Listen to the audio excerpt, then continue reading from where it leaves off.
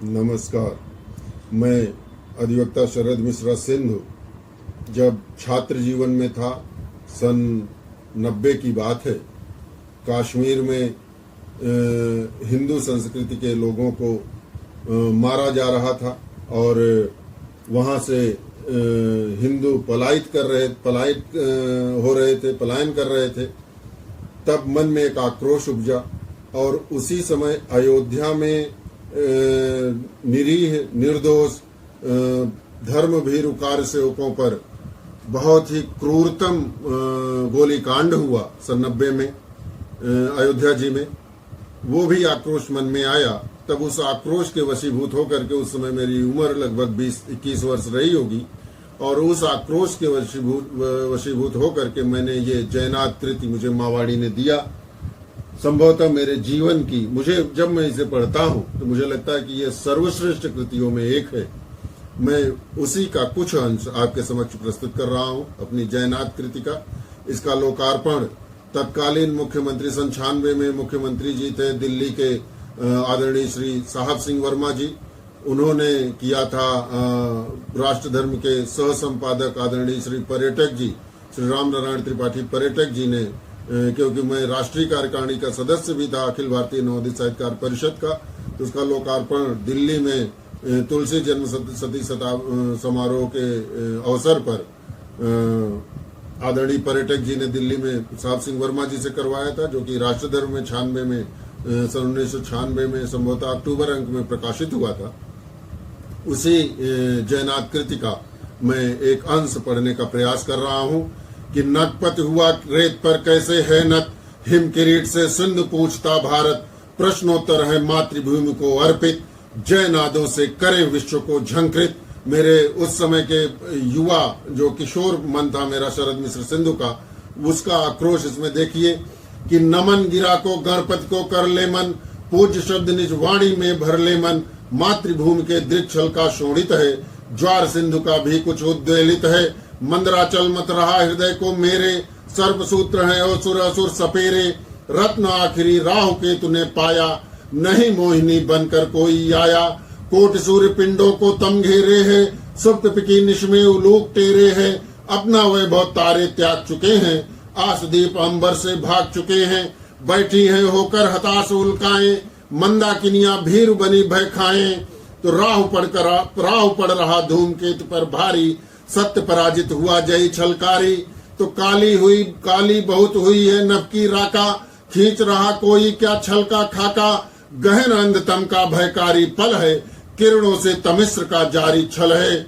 नहीं हंस पड़ते हैं कहीं दिखाई, कांव करट की पड़ती सदा सुनाई, स्वाभिमान और गर्व हो गए कंदित, शैतानी छवियों वाले हैं वंदित, ग्वाल वाल का रक्त पूतना पीती, डर डर कर हरे गोपिका जीती, शाखाएं कट गई कदम्बों की हैं, कालिंदी अब हो विषाक्त रोती है, तो गीता और भागवत युग को विस्मृत पतित पुस्तकें हैं समाज में चर्चित, अहंकार से चूर हुआ है जन जन, धर्म रहित हो गया राष्ट्र का जीवन, ब्रह्मचर्य व्रत भूल छात्र अनुशासन, स्वार्थ सिद्धि में लिप्त हुए हैं गुरुजन, है सर्वत्र अराजक तत्व विभूषित, सज्जन है अपवाद तथा अपमानित, ब्रह्मपुत्र कवियों के कलम तिरस्कृत, गिरा नहीं कह सकती है युग दुर्गत, शब्द आज खो चुके अर्थ है अपना, जान चुकी है स्वयं लेखनी डरना, लुप्त हो रहा है चित का गंगोदक, सुप्त भगीरथ शिव जो संकट मोचक, द्वार गिरा के भी हैं हुए निमीलित, महाग्रंथ अब शब्दों द्वारा शोषित, मधुब ही बने रिप मकरंदों के हैं, पुहब और अलहीरत द्वंद्वों में हैं, तूफानों से है दीपक परिवेष्टित, जिजीविषा कब तलक रहेगी ज्योतित, ठहर ठहर रे मने ठीक नहीं है, बुद्धि आज तेरी क्यों भटक रही है, सम्मुख शत्रु खड़ा ललकार रहा है, नक्शिक तेरा घायल रुधिर बहा है, आर्य भूमि सहमी से सिमट रही है, शिला शिला खंडित होकर बिखरी है, घातों ही घातों की बस गाथा है, घायल है पर झुका नहीं माथा है, तो पहले हम पर आंख उठाता जो भी लेते थे निकाल उस दृक की ज्योति, निज गौरव पर कोई हाथ बढ़ा जब, तोड़ उसे निज चरणों पर मोड़ा तब, हम सहिष्णुता का भ्रम भी झेले हैं, द्वय कपोल पर झापड़ से खेले हैं, किंतु इस प्रथा के अति से नाते हैं, गांधी क्यों प्रतिघात न सिखलाते हैं, भारत वसुधा का कपोल छर जाए, झापड़ खा करके न गर्व मर जाए, निश्चिर पर यह पाप नहीं ढोना है, मातृकुक्ष पर शाप नहीं होना है। पूजित गांधी के सुधार का वंदन, वह अवश्य थे युग मस्तक के चंदन। राजनीति का तत्व दंड भी है, पर हर नाथू फांसी तक जाता चलकर। सोचो पुनः समय के अरे न्यायपति, नाथों को दोगे क्या जीवन अनुमति। नहीं तर्क व्यवहित कोई बनता है, हिंसा का उत्तर केवल हिंसा है। तो जो अरियों के लिए अहिंसावादी, युग कहता वो बहुत बड़ा अपराधी। मर्यादा के हित जो हिंसा करता, सीताओं की लाज वही रख सकता। तो पुष्प तभी खिल पाते हैं उपवन में, कांटे जब रक्षक बनते मधुवन में। शांति और शस्त्रों का पावन नाता, एक बहन की लाश दूसरा भ्राता। तो जब भी तलवारों पर पकड़ हुई कम, बहनों ने जौहर कर की आंखें नम। संभलो रे मदग्रस्त आर्यसुत, अब भी नहीं जान पाया था कोई तब भी। उड़ा एक अंधड़ था जब मरुथल से, नंदनवन में वो घुस आया छल से। तरण तुलिन झुलसे रेतों से खगमृग, कटे ढहे उपवन वट रोए भीद्रिक। रेतों की वह धूल बनी शरणागत, उसे संजोने में होंगे कब तक रत। जो मरुथल में बूंदों को भी तरसे, वही हमारे नभ पर घिरे तुहिन से। निज आस्थाओं पर अब वही बरसते, टूट टूट प्रतिमान हमारे ढहते। ढहे अयोध्या काशी और मथुरा भी, सोमनाथ का सुप्त रुद्र ओखड़ा भी। श्याम राम शिव ही सर्वस्व जहाँ के, इनके बिन भारत है बोल कहाँ रे। शिव समाज का गरल पान करते हैं, मर्यादा की शिला राम धरते हैं। असफलता इस मन में घर करती जब, प्रगति पंथ जिनकी गाथा बनती तब। जिन नामों से है उष्मित बड़वानल, स्मरण एक उनका बनता विजयी बल। आज वही खो गए ढूंढता उनको, नमन करे ब्रह्मांड स्वयं ही जिनको। भारतीय संस्कृति अब बोल उठी है, संभल अरे पापी कल्याण नहीं है। तो तक्षशिला की चीख गूंजती मन में, कौन भटकता ब्रह्म क्षेत्र के वन में। सिंधु पांचपथ में क्या खोज रही है, आज मानसर भी तो शांत नहीं है। भूतल में कैलाश जा रहा धंसता, रुद्र कमर की मृक्षाला है कसता। नटराजों के तांडव की यह बेला, महाप्रलय का शुरू हो रहा खेला। गणपति में भी भ्रू विकार है आया, कार्तिकेय की कुपित खगमुखी काया। शिव पुत्रों का रोष न अब संभलेगा, गर्जन से उनके जगह दहलेगा। बजरंगी का भाल प्रकंपित सा है, भारत दुर्गत देख अचंभित सा है। शेष उन्हें क्षमताएं याद दिलाना, कहना का चुप साध रहा बलवाना।